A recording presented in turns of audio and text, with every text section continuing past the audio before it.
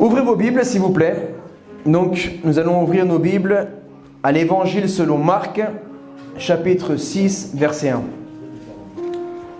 Évangile selon Marc, chapitre 6, verset 1.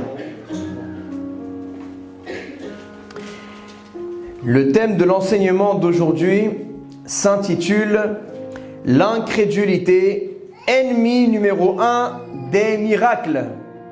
Amen. Dis à ton voisin, l'incrédulité, ennemi numéro 1 des miracles.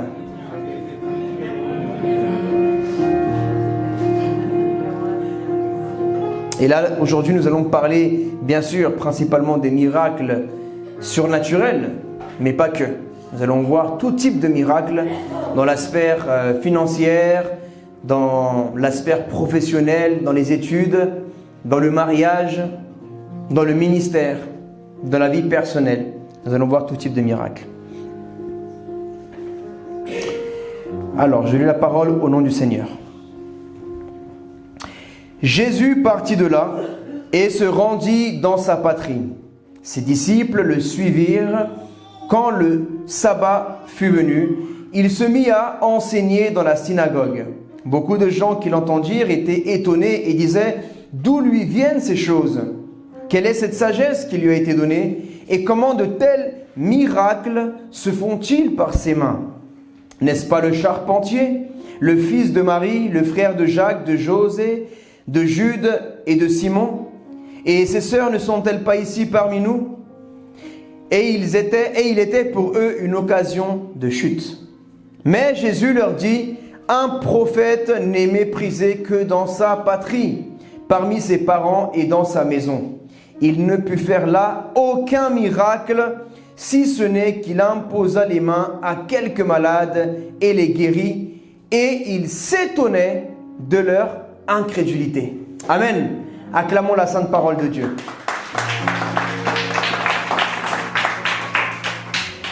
Donc là, nous voyons que le Seigneur Jésus-Christ, qui est la plénitude de Dieu venu sur terre, vient sur terre et arrivé à sa ville natale, ou bien sa ville où il a grandi, parce qu'il est né à Bethléem, mais il a grandi à Nazareth.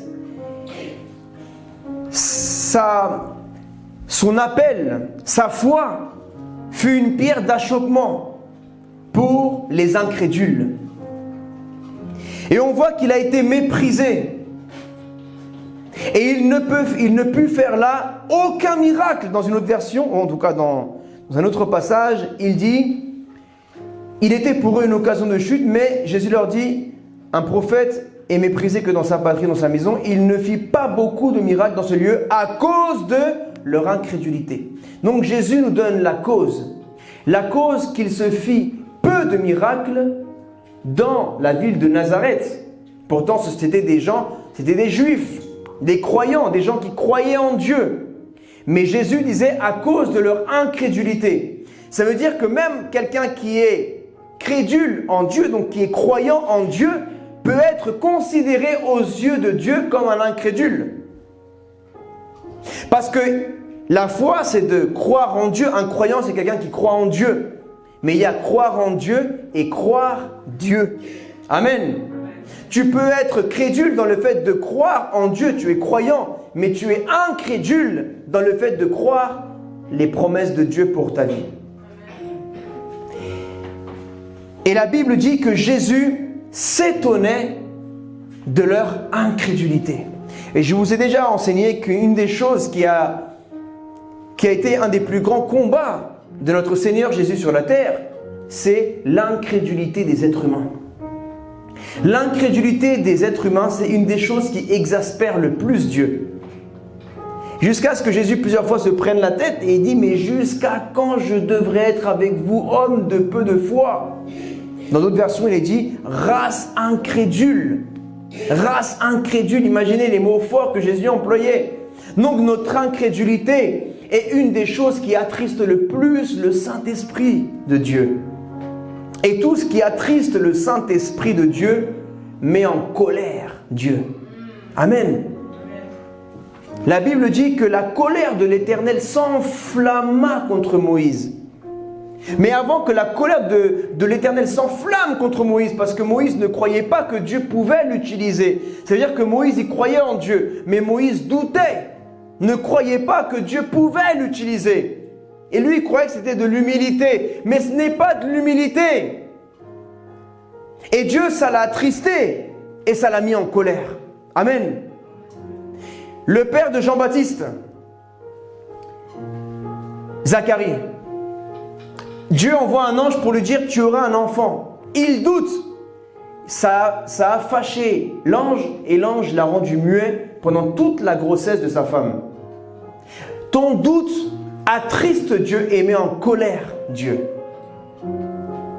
Ton doute, c'est ça qui freine la bénédiction que Dieu a pour toi. C'est le doute. Parce que comme tu doutes, tu ne passes pas à l'action. Parce que la Bible dit que la foi sans les œuvres est morte. Et comme tu ne passes pas à l'action, non seulement tes actions sont mortes, mais aussi comme tu n'agis pas dans la direction de ton miracle, alors ça veut dire que ta foi est morte. Montre-moi ta foi et je te montrerai ma foi par mes œuvres, dit la parole de Dieu. Alléluia. Et là, je veux parler dans ton mariage. Pourquoi tu n'arrives pas souvent à voir le mariage? Non, en vérité, je vais vous dire une vérité. Il y a des gens ici, vous n'êtes pas mariés. C'est pas parce que Dieu, le temps de Dieu, non, c'est vous, vous êtes incrédules. Vous ne posez pas d'acte de foi. Et vous ne passez pas à l'action. Vous dormez. Et vous dites, non, c'est Dieu. Non, c'est pas Dieu, il fait sa part, mais toi, tu ne fais pas ta part. Amen. Moi, je connais des gens dans cette église, vous faites trop les difficiles. Vous vous prenez pour Brad Pitt ou pour je ne sais pas qui. Hein?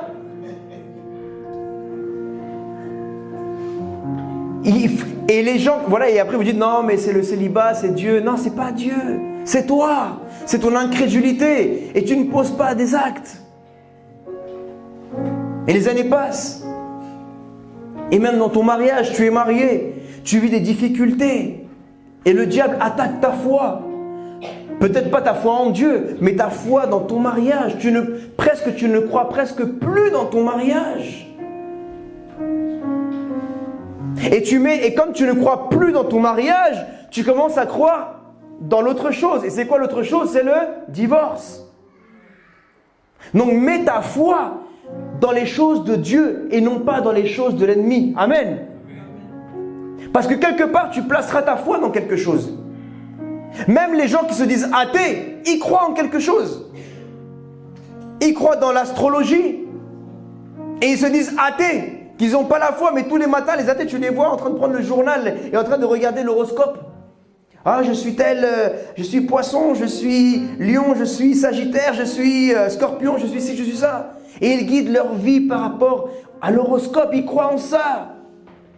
Ils croient en l'évolution. Il y en a qui croient dans les extraterrestres, encore aujourd'hui. Ils croient que Dieu n'existe pas, c'est une croyance, ça. Croire que Dieu n'existe pas, c'est une croyance. Et j'aime dire que l'athéisme est une grande religion. Parce que le mot religion, ça veut dire qu'un ensemble de personnes qui sont reliées par la même croyance. Et en France et dans le monde entier, cette religion de l'athéisme est en train de grandir. Ce sont un ensemble de personnes qui sont réunies et reliées par la même croyance, qui croient que Dieu n'existe pas ou qu'ils croient qu'il n'y a pas de Dieu. Donc fais attention où tu mets ta foi. Les personnes que Jésus a voulu guérir, mais que eux n'ont pas voulu recevoir le cadeau de la guérison. Parce que la guérison, c'est un cadeau qu'on ne mérite pas. C'est comme le salut. Personne ne mérite d'être sauvé ici. Même pas moi. Personne ne mérite d'être guéri ici. Même pas moi. Mais c'est un cadeau que nous avons reçu par notre Seigneur Jésus, qui a payé le prix pour notre salut, mais pour notre guérison. Amen. C'est notre héritage. Le pardon de nos péchés et la santé divine et la guérison. C'est notre héritage. Le mariage et la bénédiction dans le mariage, c'est notre héritage. Mais nous devons le croire. Mais si tu le crois, il y a des actes qui doivent suivre. Et c'est là où je veux en venir. Quelqu'un qui croit en son mariage, c'est quelqu'un qui pose des actes de pardon. Mais si tu ne crois plus en ton mariage, alors tu ne poseras pas d'acte de pardon et d'humilité et de repentance et tu ne vas pas demander pardon à ta femme ou à ton mari, ou bien tu ne vas pas pardonner parce que quelque part, cette décision que tu prends, c'est simplement la partie visible de ce qu'il y a dans ton cœur, que tu ne crois plus trop que ça peut matcher entre vous. Et tu commences à douter même que c'est même Dieu qui t'a dit de te mettre avec cet homme ou cette femme. Le diable est en train de te faire même douter. Alors que tu disais avoir reçu des confirmations de Dieu. Amen. Donc quand tu voulais l'emmener là, à la lune de miel, là tu étais sûr, hein, tu sortais les versets bibliques, oui non je suis sûr, je doute pas. Mais après que la lune de miel est passée, là bizarrement tu commences à douter. Une fois que la lune de miel est passée, race de vipère. Amen. Il faut croire. La Bible dit ceux qui persévéreront jusqu'à la fin. Tu dois persévérer dans cet acte de foi jusqu'à la fin. C'est ça le vrai défi. Amen. C'est ça le vrai défi. Et vous les célibataires, le Seigneur vous a promis, mais et vous commencez même à douter. Vous commencez à croire que vous êtes des eunuques. Vous n'avez pas cet appel-là. Alléluia. Vous n'avez pas l'appel de ça. Il n'est pas bon pour l'homme d'être seul. Il n'est pas bon pour la femme d'être seule. Mais comme tu attends, tu vois que ça ne se passe pas trop vite, les années passent, tu commences même à douter, non, est-ce que Dieu m'appelle vraiment à me marier? Bon, attention, je parle vraiment pour certaines personnes. Amen. Ceux qui ont reçu, mais qui maintenant doutent. Je ne parle pas pour ceux qui ont reçu qu'ils doivent être seuls, ça c'est autre chose. Amen. Mais ceux qui ont reçu de Dieu, que Dieu va leur donner une femme, un mari. Mais là, vous commencez même à douter et à être incrédule. Et le diable vous met toutes sortes d'arguments dans vos têtes. Non, mais en fait, je suis moche, ça se trouve, je ne suis pas fait pour être marié, ça se trouve, Dieu ne m'a pas appelé à ça. Le diable est très malin, attention. Alléluia. Et si Dieu a établi avant la création du monde que tu dois être marié pour accomplir le plan parfait que Dieu a pour toi, si tu ne te maries pas, alors tu es en désobéissance avec Dieu. Amen. Parce qu'on n'est pas là pour faire notre volonté, mais la volonté de Dieu. Alléluia. Les miracles financiers. Dieu t'a promis des miracles financiers. Mais si tu dilapides ton argent, tu fais n'importe quoi avec ton argent, tu gaspilles dans plein de trucs inutiles, tu dilapides ton argent, cette action est aussi la preuve que tu manques de sagesse. Alléluia. Parce que le commencement de la sagesse, c'est la crainte de Dieu. Et tu dois comprendre que cet argent que tu prends à la fin du mois, même si c'est toi qui as transpiré, mais c'est qui t'a donné le corps pour transpirer? C'est Dieu. Donc même si tu dis, oui, moi c'est moi qui ai transpiré pour avoir cet argent, mais qui t'a donné le corps même pour transpirer? Qui t'a donné même la transpiration? C'est Dieu. Alléluia. Ah mais je l'ai ramassé à la sueur de mon front. Qui t'a donné un front? C'est Dieu. Amen. Donc cet argent, moi chaque année je développe plus la crainte de Dieu. L'argent ne nous appartient pas. Nous sommes des administrateurs. L'or et l'argent appartiennent à Dieu. Et nous administrons. Et Dieu va nous demander un jour des comptes de ce que nous avons fait avec l'argent qu'il a passé par nos mains. La dîme revient à Dieu. En fait, ce n'est pas toi qui donnes à Dieu. Simplement, Dieu prend sa part. 10%. Mais après les offrandes, c'est ce que tu offres à Dieu. Amen. Mais tout ce que tu fais avec ton argent, ne dis pas, ouais, c'est mon argent. Non. Tu n'es qu'un instrument. Inutile en plus, entre les mains de Dieu. La Bible dit, vous êtes des instruments inutiles. Amen. Donc l'argent ne vous appartient pas. Tu fais n'importe quoi avec cet argent. Et après tu dis, non, mais je suis pauvre, j'arrive pas à donner ma dîme, j'arrive pas à bénir les autres. Mais par contre, tu arrives à t'acheter beaucoup d'habits avec et n'importe quoi, des choses inutiles, à manger tous les jours dehors dans la rue. Mes amis, vraiment,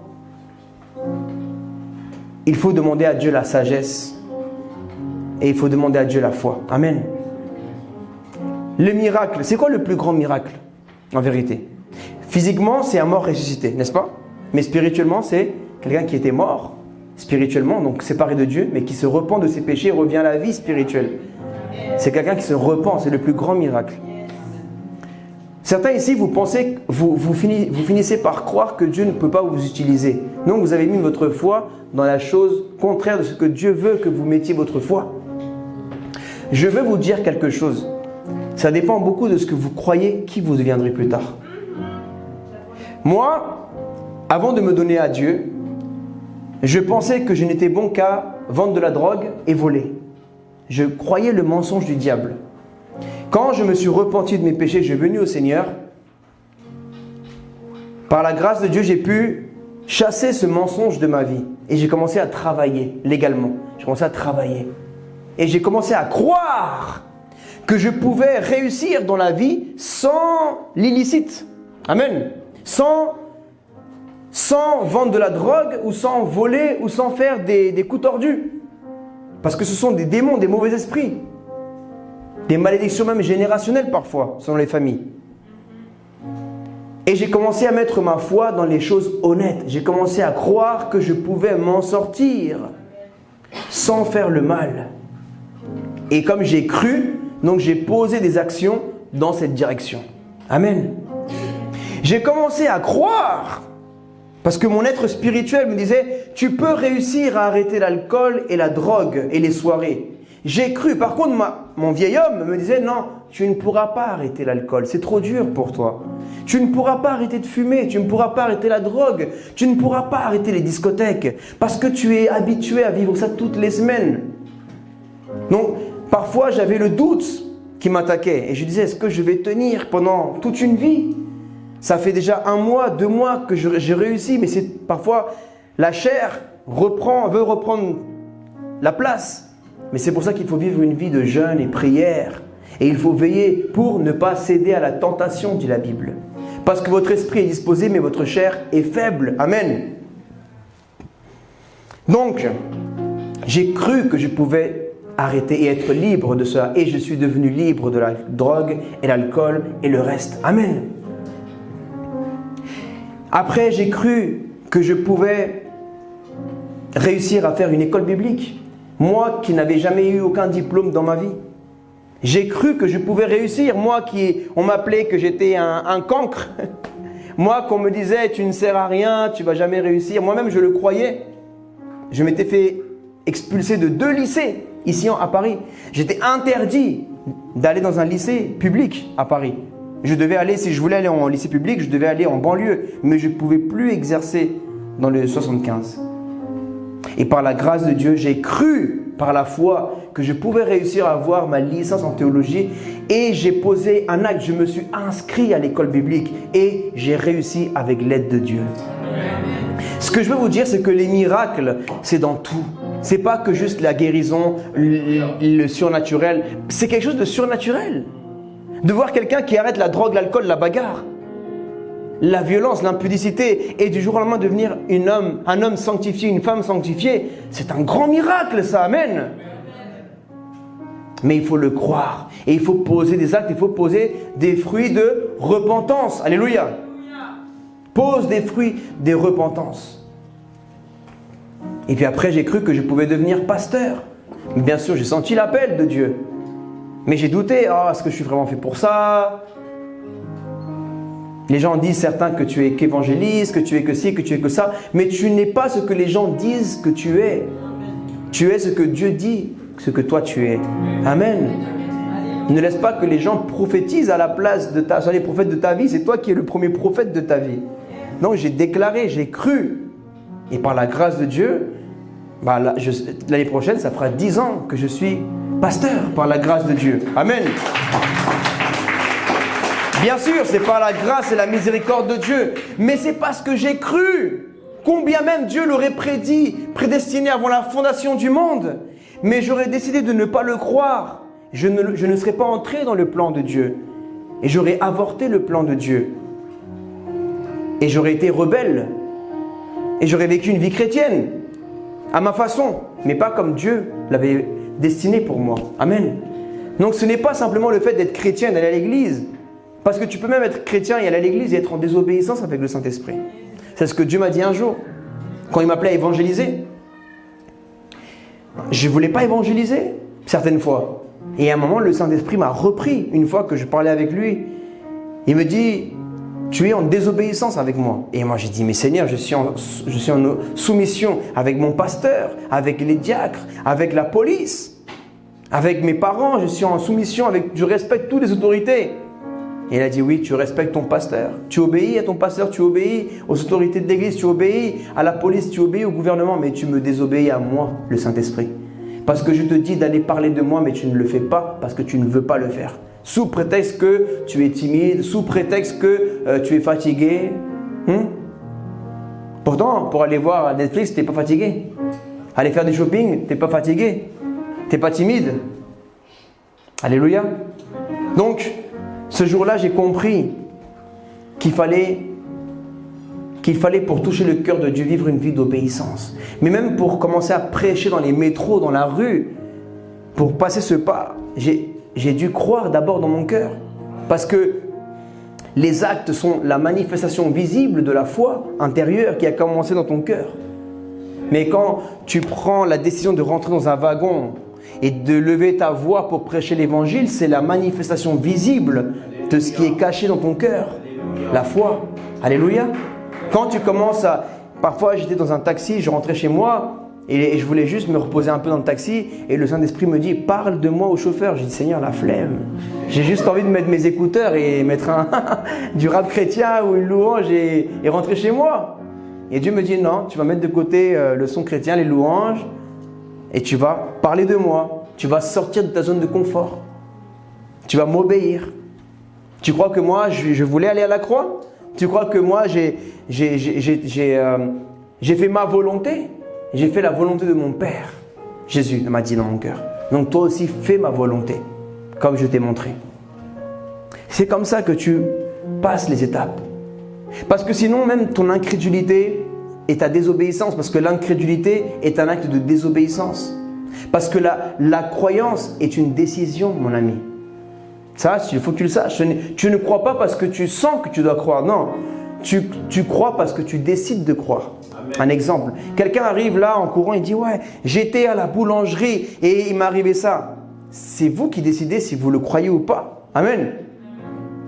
Donc il y en a ici, ils vont décider qu'ils vont le croire. Il y en a, ils vont décider « Non, lui c'est un mytho, il est bizarre, il est chelou. » C'est toi qui décides dans ton cœur si tu crois ou si tu ne crois pas. Il y en a qui vont dire « Ouais, bon, il est chelou, mais il dit peut-être la vérité. » Donc c'est vous qui décidez de croire à la guérison, de croire au surnaturel, de croire au mariage, de croire que Dieu peut vous prospérer ou de croire que vous devez vivre une vie de misère, de pauvreté. Tu vivras ce que tu croiras.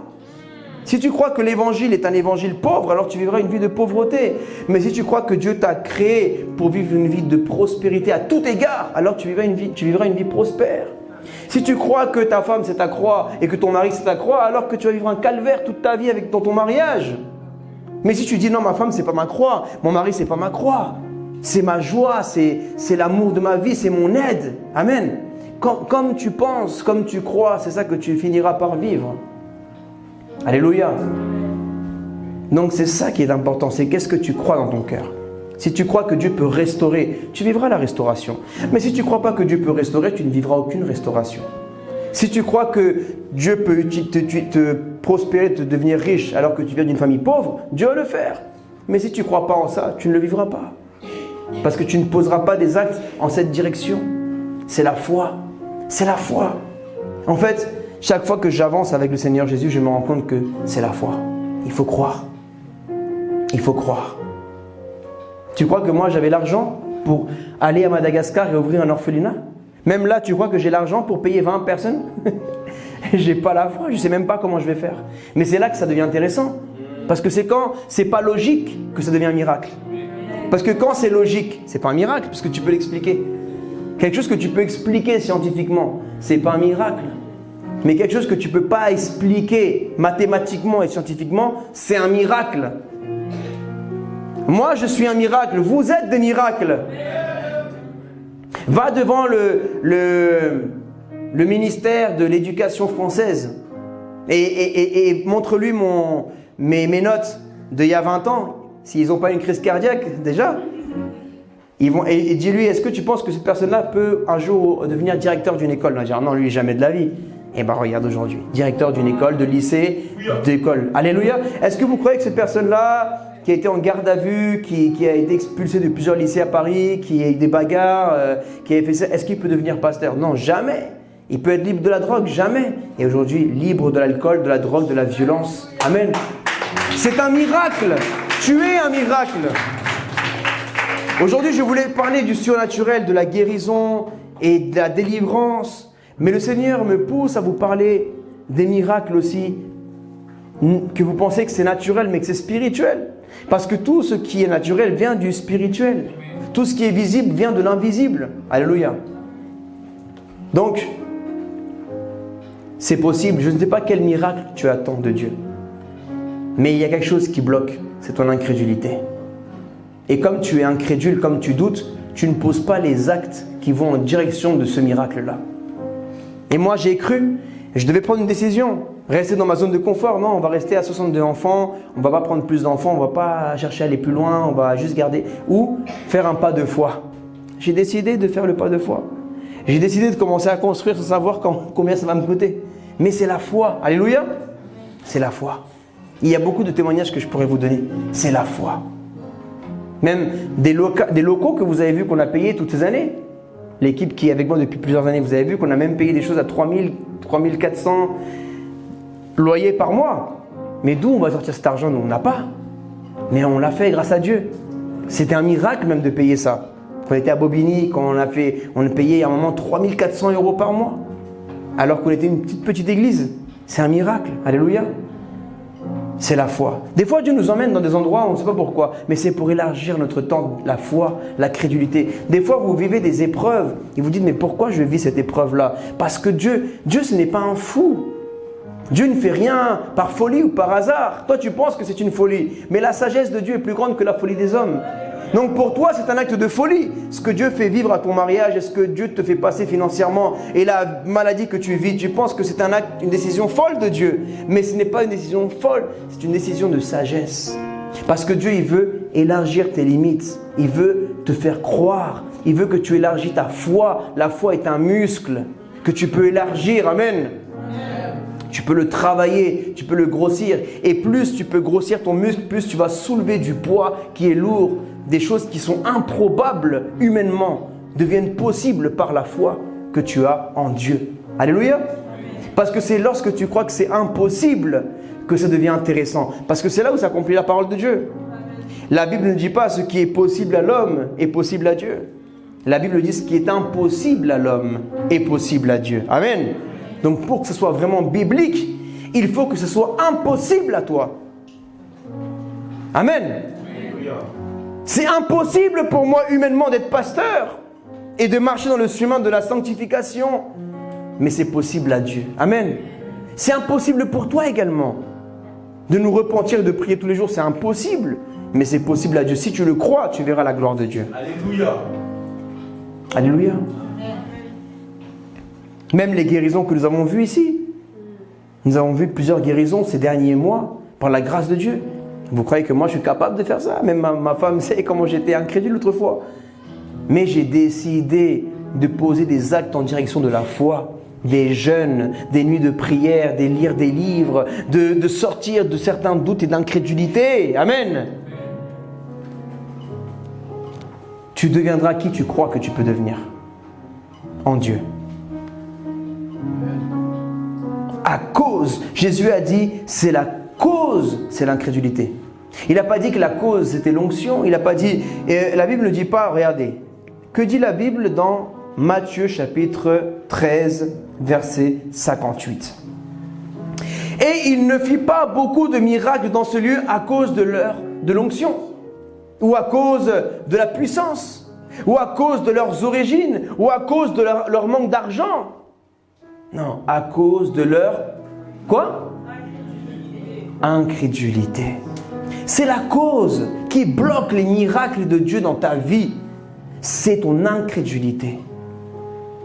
C'est ton incrédulité. Et quand tu rentres, médite ça pour ta vie personnelle. Dans la santé, dans le mariage, dans les finances, dans le ministère, dans la vie de sanctification. Est-ce que tu crois? Dieu m'a dit, je ne peux pas dire combien de jours Dieu m'a dit de jeûner. Je vais le garder personnellement pour ne pas perdre ma récompense. Amen. Dieu m'a dit de faire un long jeûne. Et moi j'ai dit, Seigneur, mais je ne crois pas que je peux le faire moi. J'arrive même pas à jeûner parfois plus de tant de jours.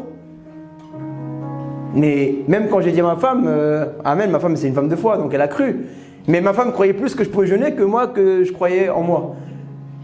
Et j'ai dit, chérie, Dieu m'a demandé de faire tant de jours de jeûne. Elle a cru, mais moi je disais, non chérie, je peux pas.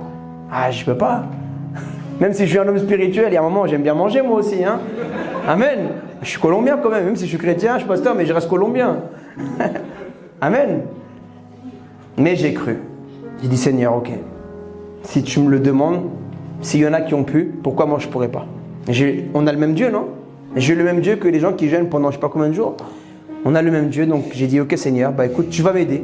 Moi je dis oui, tu vas le faire. Tu vas faire ce miracle parce que moi je ne peux pas. Tu vas le faire. Et j'ai pris la décision et j'ai réussi par la grâce de Dieu. Amen. J'ai réussi. Mes amis,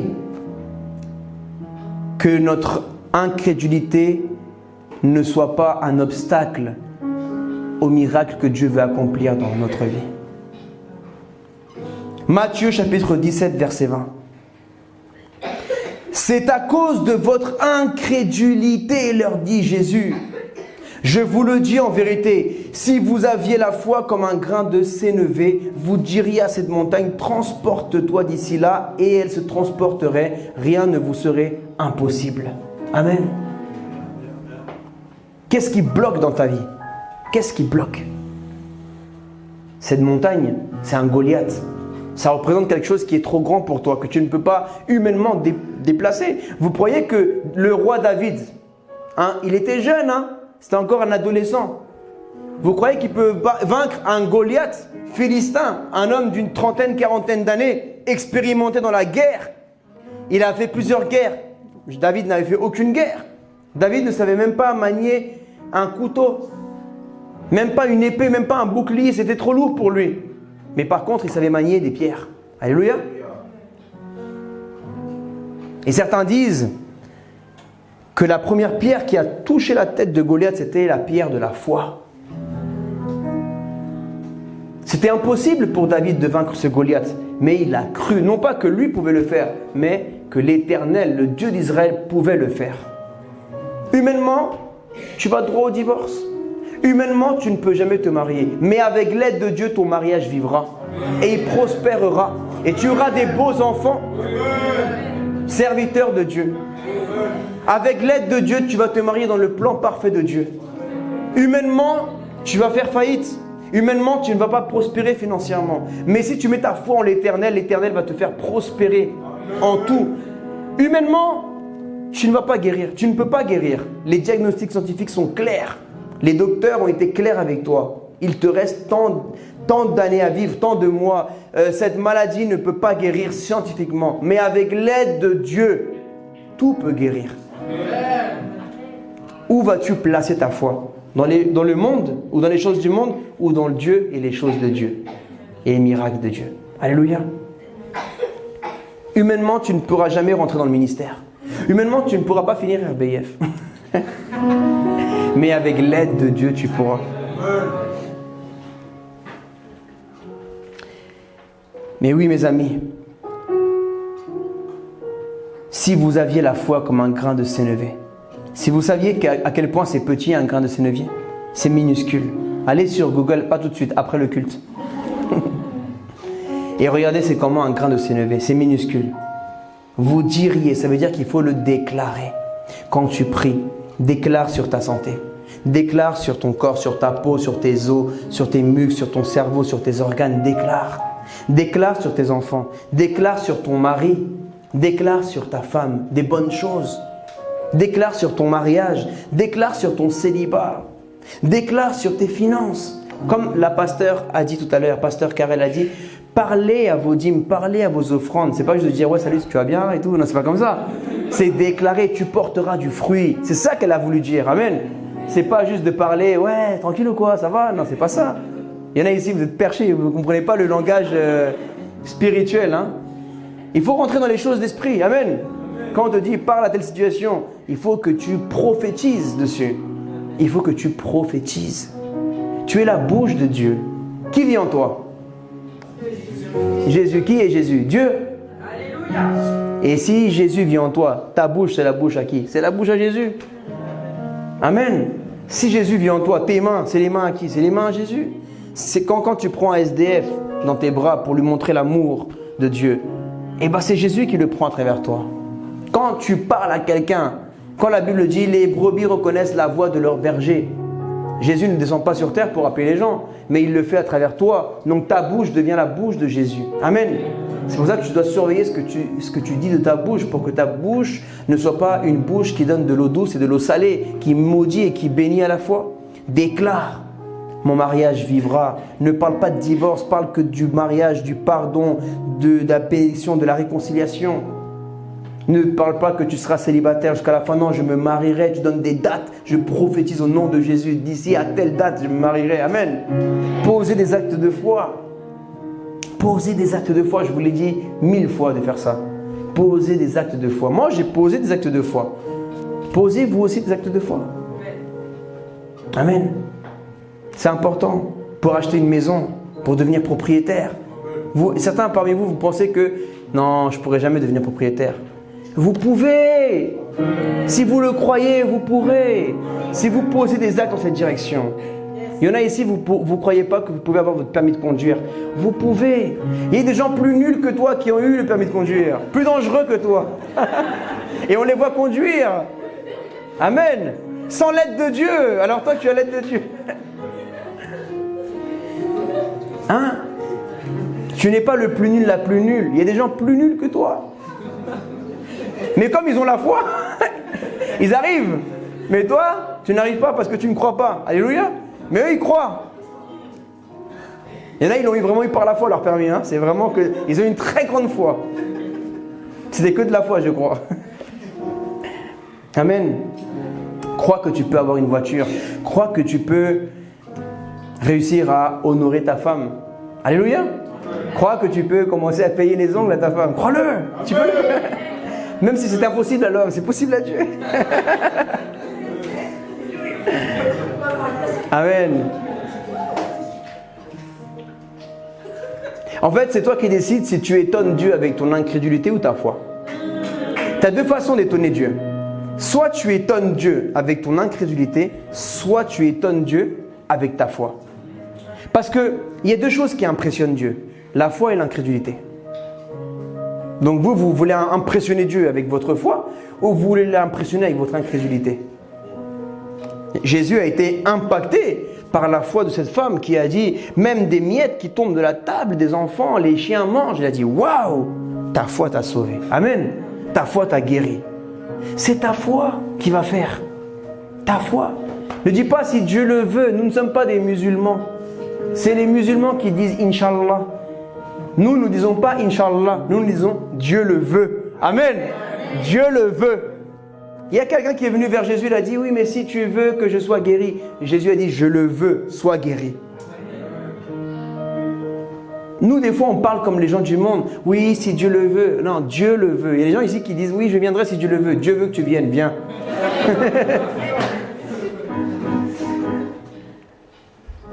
Je paierai si Dieu le veut. Dieu le veut. Amen. Dieu veut que tu prospères. Mais c'est ta foi. C'est pour ça que c'est important de croire, de croire, de croire, de croire. Voilà pourquoi j'enseigne sur la foi. Parce que quand tu enseignes sur quelque chose, ça ramène cela dans l'église et dans ta vie. Mon peuple meurt par manque de connaissance. Certains, vous mourrez dans le doute et dans l'incrédulité par votre manque de connaissance. Mais je déclare maintenant que vous vivrez par votre foi. Par votre foi à cause de la connaissance, par l'enseignement. Alléluia. Je parle à ceux qui sont déjà allés au moins une fois dans une salle de musculation, au moins pour s'inscrire. Il y a deux façons de faire la musculation. Soit tu fais n'importe comment, et tu crois que tu fais des trucs mais tu fous rien en fait. Mais soit tu regardes un peu les tutos, tu vas prendre un coach qui t'enseigne. C'est pas juste prendre une barre et comme ça, non, c'est pas ça. C'est pas ça. Il faut savoir combien de séries tu peux faire, il faut quel muscle tel jour. C'est une connaissance, amen. Sinon, tu vas faire du mal à ton corps, tu peux casser ton dos, tu peux brûler ton muscle, tu peux faire n'importe quoi. Tu peux te blesser en fait. Et ça, c'est une métaphore que j'utilise parce que dans la vie aussi, il faut être enseigné et il faut que toi, tu aimes bien apprendre. dans les choses que tu veux faire dans la vie. Il faut te former. Si tu veux être pasteur, forme-toi dans la théologie. Tu veux être dans la guérison, forme-toi dans la guérison. Tu veux être dans le prophétique, forme-toi dans le prophétique. Tu veux être femme d'affaires, forme-toi dans les business, comment faire, entrepreneuse. Forme-toi. Forme-toi. Mais nous, les chrétiens, nous n'aimons pas être formés. Nous croyons que tout, c'est le Saint-Esprit, tout, c'est le surnaturel. Il faut aussi être enseigné et enseignable. Amen. Dieu t'a donné un cerveau aussi. Dieu t'a donné une capacité d'apprentissage. Même l'apôtre Paul, vous voyez comment il a écrit toutes ses lettres. Pourquoi aujourd'hui vous voyez que c'est l'apôtre qui a écrit le plus de lettres? Mais c'est lui qui a le plus étudié, au pied de Gamaliel. Les autres, ils n'ont pas trop étudié. C'est vrai qu'ils ont manifesté beaucoup la puissance. Mais comme l'apôtre Paul, il a pris beaucoup d'années à étudier, à apprendre la théologie, mais c'est lui qui a écrit le plus de lettres et qui a écrit le plus de choses profondes aussi. Il a étudié. Ne laissons pas tout non, Dieu va faire. Non. Il y a la partie de Dieu, mais il y a aussi ta part à toi. Non, mon mariage vivra par du miracle de Dieu. Non, il faut que tu poses des actions. Invite ta femme au restaurant. Sois romantique. Amen. Ma sœur, toi aussi, sois câline avec ton mari, sois respectueuse. Il faut poser des actes. Tout n'est pas juste, non, mais Dieu. Il y a des actes, toi aussi, tu dois poser des actes. Il y a la part de Dieu, mais il y a ta part aussi à toi.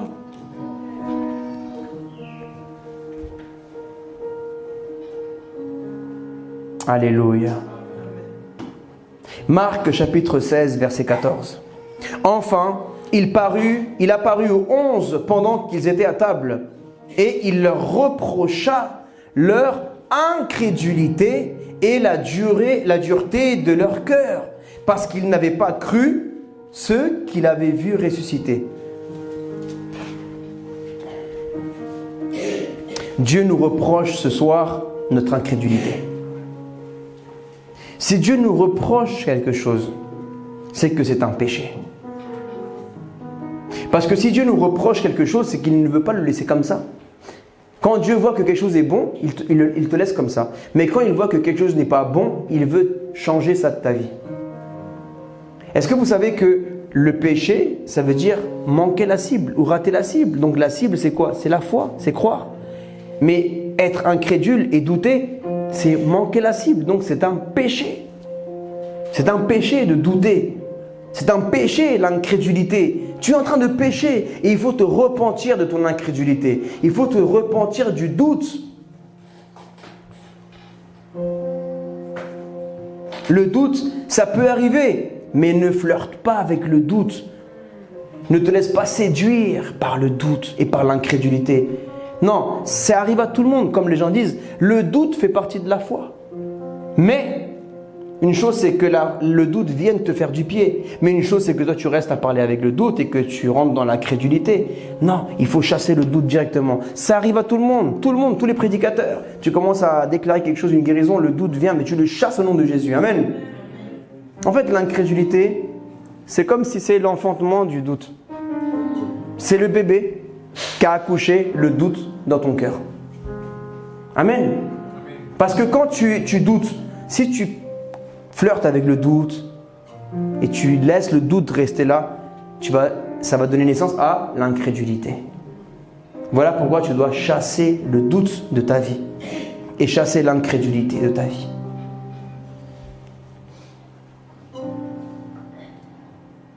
Donc, quand quelqu'un a de l'incrédulité, la Bible dit qu'il a la dureté dans le cœur. Ton cœur est dur. Ton cœur est dur à croire. Ton cœur est dur à croire. Et pose-toi la question. Dans quoi, en ce moment dans ta vie, ton cœur est dur à croire? C'est ça que Dieu te reproche ce soir.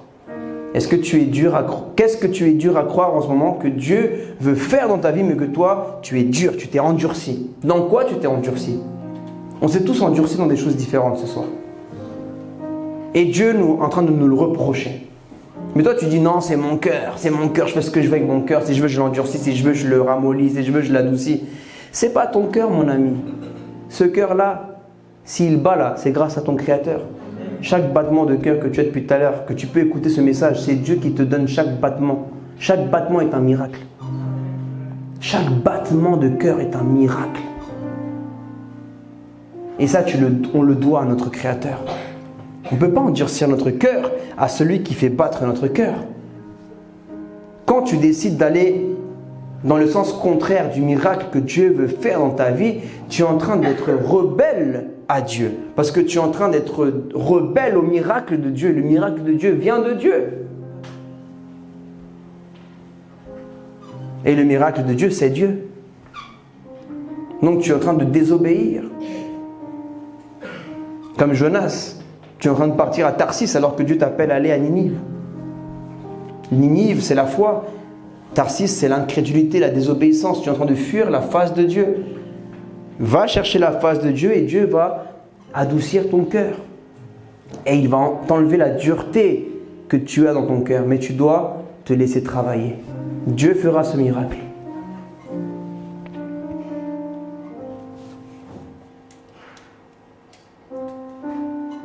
Hébreux chapitre 3, verset 19. Hébreux chapitre 3, verset 19.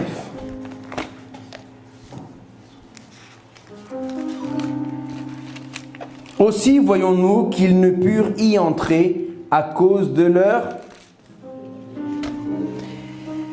Il y a des endroits où tu ne pourras pas entrer spirituellement à cause de ton incrédulité.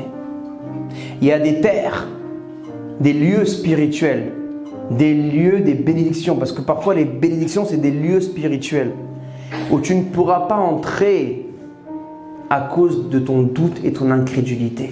Déjà, la Bible dit que les incrédules ne rentreront pas dans le ciel. Donc déjà, à cause de ton incrédulité, tu ne pourras pas entrer dans le ciel. Parce que l'incrédulité est un péché. Et si tu laisses ce péché grandir, alors même carrément ce doute que tu avais juste sur une sphère de ta vie peut devenir une incrédulité. Et cette incrédulité peut même attaquer les différentes sphères de tes croyances. Et ce qui peut faire qu'un jour, tu peux même, à force de flirter avec l'incrédulité, en venir même à questionner l'existence de Dieu. Alors que tu croyais en Dieu depuis des années. Et c'est comme ça que parfois tu vois des gens qui croyaient en Dieu et qui au bout de quelques années, ils ne croient plus en Dieu. Qu'est-ce qui leur est arrivé? Ils sont retournés à leur vomi d'incrédulité. Voilà pourquoi tu dois faire attention, ne pas négliger les petits commencements que le diable utilise dans ta vie. Il rentre doucement le diable, mais ne dis pas que c'est un petit doute. Non, aucun doute, tu fais le ménage. Ne néglige pas une petite poussière de doute, d'incrédulité. Tu dois tout nettoyer spirituellement dans ton cœur et dans tes pensées. Alléluia. Donc il dit, aussi voyons-nous qu'ils ne purent y entrer à cause de leur incrédulité. Et de quel passage parle-t-il? 3, 19.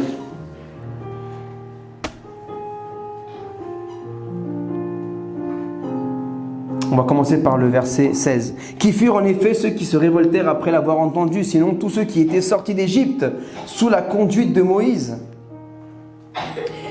et contre qui Dieu fut-il irrité pendant 40 ans, sinon contre ceux qui péchaient et dont les cadavres tombèrent dans le désert. Tu peux devenir un cadavre spirituellement. Ton ministériellement, tu peux devenir un cadavre. Pourtant, Dieu voulait te faire entrer dans le ministère. Mais comme tu n'as pas cru en ce que Dieu voulait faire avec toi, alors tu es morte dans le désert, ministériellement et spirituellement. Alléluia. Alors que Dieu voulait que cette génération rentre à Canaan. Dieu le voulait. Il aurait pu dire, oui, si Dieu le veut, nous rentrerons. Dieu le voulait. Dieu voulait même que Moïse rentre dans Canaan. Ce n'était pas le plan de Dieu que Moïse meure dans le désert. Ce n'était pas le plan de Dieu que le peuple, la génération qui sort d'Égypte, meure dans le désert. Dieu voulait les faire vivre et qu'ils meurent dans la terre qu'il avait promis à leurs ancêtres. Ne meurs pas dans le désert. Ne meurs pas dans le désert. À cause de ta désobéissance, à cause de ton incrédulité, Dieu va restaurer ta vie. Dieu va guérir ton foyer. Dieu va guérir ton cœur. Dieu va guérir tes finances. Dieu va te guérir spirituellement. Il va te relever de l'impudicité. Tu pourras être marcher dans la sainteté, mais crois-le simplement. Pose des actes, fuis la fornication, fuis l'adultère, fuis la pornographie, fuis les disputes, fuis la violence verbale et la violence physique, conjugale. Amen. Fuis le péché, fuis l'incrédulité et cours vers la sainteté. Parce que la foi, c'est la sainteté. L'incrédulité, c'est de l'impudicité spirituelle.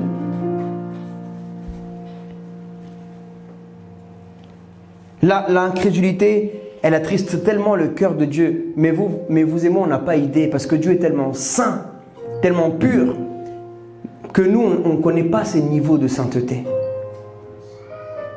Apocalypse, chapitre 21, verset 8. Mais pour les lâches, est-ce que ça serait trop dur de nous dire à nous que le doute et l'incrédulité est un acte de lâcheté spirituellement? Est-ce que nous ne sommes pas quelque part des lâches spirituellement?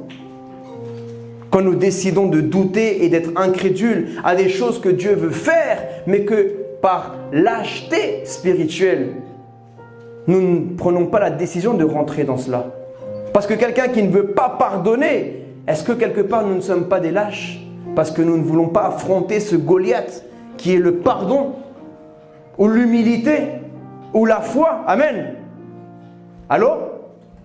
Amen. Est-ce que nous ne sommes pas des lâches quelque part? Les lâches, les incrédules, les abominables. L'incrédulité est une abomination devant Dieu. Qui nous a appris à douter? Dieu a dit à Adam, qui t'a appris que tu es nu? Qui t'a appris ce mot? Qui t'a appris le mot doute? Qui t'a appris le mot incrédulité? C'est les dieux, avec un petit dé, c'est les dieux de cette terre, de la France, de l'Europe, c'est leur divinité. Dieu a dit au peuple d'Israël, n'adorez pas leur Dieu, ne vous prosternez pas devant leur Dieu, ne donnez pas vos filles à leurs fils et ne donnez pas leurs filles à vos fils. Amen. Voilà pourquoi il n'est pas bon qu'un chrétien se marie avec une incrédule, avec une athée ou d'une autre religion, parce que nous n'avons pas le même Dieu. Certes, les athées ne croient pas que Dieu existe, et les musulmans ne croient pas que Jésus est le Fils de Dieu. Il y a de l'incrédulité. L'incrédulité, c'est le Dieu de cette terre, de la France, c'est leur Dieu. N'adorez pas leur Dieu. Quand tu doutes, quand tu es quelqu'un qui doute beaucoup, qui a un cœur dur, endurci, sans te rendre compte, tu te prosternes devant le Dieu de l'incrédulité. C'est un démon, c'est un esprit. C'est spirituel tout ça. Dieu a dit plein de fois à Israël, vous vous êtes prostitués. Vous vous êtes prostitués en vous prosternant devant les dieux des Philistins, des Cananéens, de tous ces peuples qui étaient là. C'est eux qui vous ont appris à faire ça. À force de traîner avec des athées, vous devenez athées. À force de traîner avec des musulmans, vous commencez à croire des choses de l'islam. À force de traîner avec des gens qui doutent, vous ne croyez même plus au miracle. Marchez avec des gens qui croient au miracle, qui croient à la guérison, qui la pratiquent. Les enchanteurs, les idolâtres et tous les menteurs, leur part sera dans l'étang ardent de feu et de soufre, ce qui est la seconde mort. Amen. Les incrédules et incrédulités. Hébreux chapitre 3 verset 12. Je finis bientôt. Amen. Hébreux chapitre 3 verset 12. Prenez garde. En gros, ça veut dire fais attention. En arabe, fais bélek. Version arabe. Fais bélek, frère. Faites bélek. Que quelqu'un de vous n'ait un cœur mauvais et incrédule. Donc Dieu est en train de dire qu'un cœur incrédule est un cœur mauvais. Et un cœur crédule, donc un cœur qui a la foi, est un cœur bon et beau. Au point de se détourner du Dieu vivant. Amen. Jean chapitre 20 verset 27. Puis il dit à Thomas, avance ici ton doigt et regarde mes mains. Avance aussi ta main et mets-la dans mon côté. Et ne sois pas incrédule, mais crois. Avance. Avance. Il a dit 2 fois avance. Avance ton doigt et avance ta main. Si tu veux sortir de ton incrédulité, il faut que tu avances dans la foi. Il faut que tu avances vers ton miracle. Mais il faut que tu le visualises avec tes yeux spirituels. Même si tes yeux naturels ne voient pas le miracle, avance par la foi. Avance. Et comment tu avances? En posant des actes de foi. Luc chapitre 9 verset 41. Toujours Jésus qui parle. Vous croyez que Jésus il disait que Alléluia, Amen. Jésus parlait radical. Race incrédule et perverse, répondit Jésus. Jusqu'à quand serai-je avec vous et vous supporterai-je? Amène ici ton fils. Alléluia. Ça veut dire qu'il y a 2 races. Il y a la race des croyants et des hommes et femmes de foi. C'est une race. C'est la race sacerdotale. C'est la race royale. C'est la race des enfants de Dieu. Et c'est la race des gens qui hériteront le ciel. Mais il y a la race des incrédules. Il y a la race des pécheurs. Il y a la race de ceux qui iront en enfer pour l'éternité. Parce qu'ils ne peuvent pas hériter le royaume de Dieu à cause de leur incrédulité. Et il dit, race incrédule et perverse. Quelqu'un qui est incrédule, Dieu le voit comme de la perversité. C'est fort quand même. C'est pas moi qui le dis, c'est Jésus qui le dit. Ton incrédulité et ton doute est vu dans le monde spirituel comme un acte de perversité. C'est très fort. Jusqu'à quand serai-je avec vous et vous supporterai-je? Jésus, combien de temps Jésus doit te supporter ta dureté de ton cœur, ta perversité, ton incrédulité, la dureté de ton cœur? Combien de temps tu vas faire supporter ça à Jésus? Combien de temps?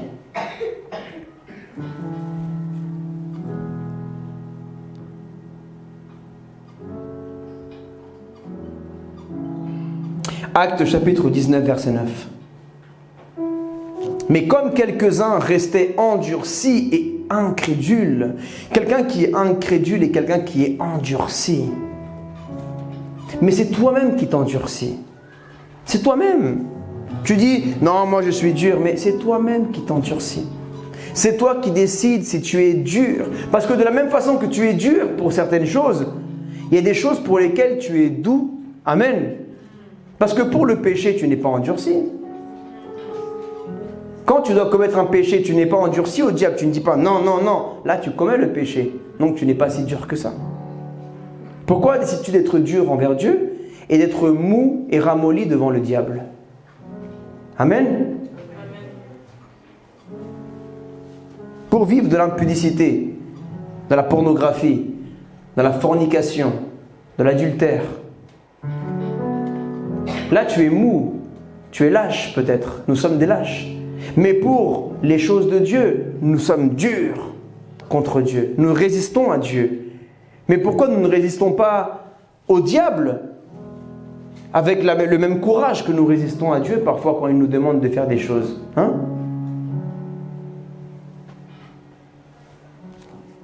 Nous sommes pervers. Mais comme quelques-uns restaient endurcis et incrédules, décriant devant la multitude la voix du Seigneur, il se retira d'eux, sépara les disciples et enseigna chaque jour dans l'école d'un nommé Tyrannus. Amen. Il se retira d'eux. Il y a un moment où peut-être que Dieu peut se retirer de toi. Où les choses que Dieu avait pour toi, il peut les retirer de toi. À cause de ton incrédulité. Est-ce que tu veux ça? Est-ce qu'il y a quelqu'un ici qui veut que Dieu se retire de lui à cause de ton incrédulité? Ou que Dieu retire les bénédictions et les miracles qu'il voulait faire avec toi et en toi? Nous devons être une église qui a la foi. Et si nous ne rentrons pas dans cela, Alors Dieu peut retirer ça de nous. Et nous ferons juste des réunions, mais nous ne verrons pas le surnaturel de Dieu, les baptêmes du Saint-Esprit, le parler en langue, les dons de foi, les dons d'opérer des miracles, les dons de guérison, le don de parler en diverses langues, le don d'interprétation des langues, les dons des paroles de sagesse, de paroles de connaissance, et les autres dons que mon épouse nous a commencé à enseigner et qui va continuer à nous enseigner. Amen. Mais c'est quoi qui bloque? C'est notre incrédulité. Il y a des gens qui ne parlent pas en langue ici parce que vous ne croyez pas au parler en langue. Mais si vous commencez à croire et à chasser cette incrédulité, vous allez commencer à parler en langue. C'est notre incrédulité, c'est la cause qui bloque. Certains ici, vous ne vivez pas le baptême du Saint-Esprit parce que vous ne croyez pas au baptême du Saint-Esprit. Parce que parfois, il y a des doctrines qui ne sont pas des doctrines de Dieu. Il y a des fausses doctrines. Parce qu'il y a par exemple, même si je respecte beaucoup les baptistes et les luthériens et les réformés, parce que nous venons de là, amen. Mais la lumière est progressive. Il y a des choses que même si Martin Luther, qui a été utilisé pour amener la réforme, mais il gardait beaucoup de choses catholiques. Il a gardé jusqu'à la fin de sa vie beaucoup de choses du catholicisme. Mais c'est avec de génération en génération qu'ils ont commencé que le Saint-Esprit a travaillé de génération en génération. Donc à un point où même quand je vais en Afrique, et il y a une grosse différence entre les pentecôtistes, les évangéliques et les protestants, surtout à Madagascar, ou même en Centrafrique. Quand tu dis ici protestant, pour nous c'est pas très grave, mais là-bas, dire que tu es protestant, c'est une grosse différence. Parce que là-bas en Afrique, et normalement, en vrai, les protestants, c'est ceux qui se sont convertis il y a 500 ans, qui étaient catholiques. Mais eux, ils ne croyaient pas qu'il y avait le ministère d'apôtre. Ils ne croyaient pas qu'il y a le ministère. Ils ne croient pas jusqu'à aujourd'hui qu'il y a le ministère du prophète. Ils ne croient pas qu'il y a le ministère de l'évangéliste. Eux, ils croient qu'au ministère du pasteur. Mais c'est une fausse doctrine. Parce que dans la Bible, on parle de ces dons. On parle de cela. Ils ne croient pas que Jésus peut encore guérir alors que c'est une fausse doctrine. Parce que la Bible dit que Dieu est le même hier, aujourd'hui et éternellement. Donc, ils disent que c'est que les apôtres qui pouvaient faire ce genre de miracles. C'est faux. C'est faux. C'est des fausses doctrines. Et comme parfois, nous ici, nous venons du catholicisme, du protestantisme, certains, et vous gardez ça dans vos cœurs, ou certains adventistes ou témoins de Jéhovah. Voilà pourquoi il faut être enseigné et lire beaucoup la Bible, pour ne pas croire des dénominations, mais croire la Bible. Alléluia. Jésus continue à ressusciter des morts aujourd'hui encore. Il est le même. Alléluia. C'est ta foi, c'est notre foi. Amen. Je vais nous demander de nous lever, s'il vous plaît, et je vais appeler le groupe de louanges.